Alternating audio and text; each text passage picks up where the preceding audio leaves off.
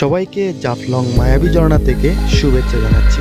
বন্ধুরা, আজ আমরা আপনাদেরকে দেখাবো সংগ্রামপুঞ্জির করে সেই ভিডিওটি দেখে আসতে পারেন। বড় বর্ষায় সিলেট ভ্রমণ নতুন এক রূপ ধারণ করে।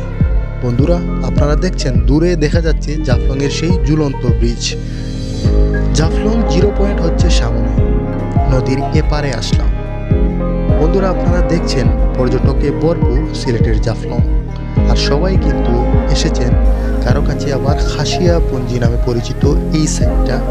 তো বন্ধুরা, জাফলংয়ের এই ঝর্ণাটা মূলত ভারতীয় সীমান্তে অবস্থিত, কিন্তু বাংলাদেশি পর্যটকদের জন্য উন্মুক্ত। জাফলংয়ের এই ঝর্ণা ভ্রমণের উপযুক্ত সময় হচ্ছে,